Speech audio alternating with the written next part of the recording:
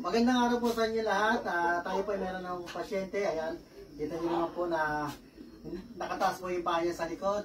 Ayan po ay nararamdaman niya raw na hindi niya po mailakad. Dati pa lang po siya. Kaya papakita ko po sa inyo kung ano po yung sitwasyon ng paglakad niya para magamot po natin. Sige nga, iho, lakad ka nga, lakad. Lakad nga, pati nga ng paa. Ayan, sige nga, sige, lakad, lakad. Lakad, ayan.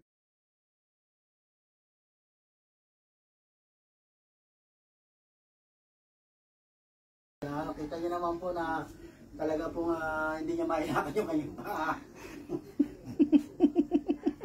Nakita niyo naman, kita niyo yung ebidensya.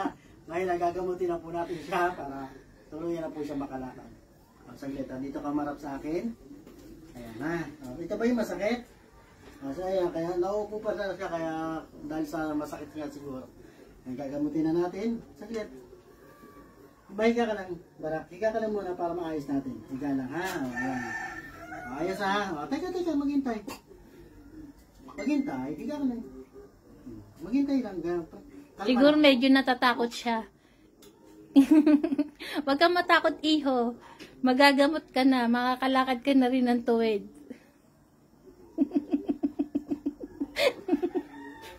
Tatapon natin ang sakit na yung nararamdaman. Lumayas ka. Lumayas ka. Good. Ayan, subukan natin, ha? Tingnan nga, paatrasin mo nga siya. Subukan natin. Abante, atras. Ayan. Aba, okay na.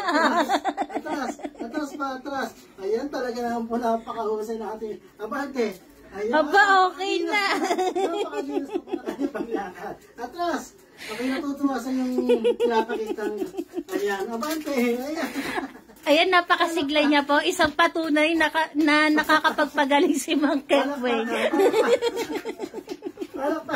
Tuwan-tuwa yung mga ano mo. Isang himala.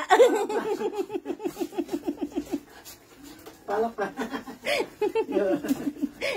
Tuwan-tuwa po siya, tuwan-tuwa. Tuwan-tuwa. Nakalakad na siya lang diretsyo. Salamat.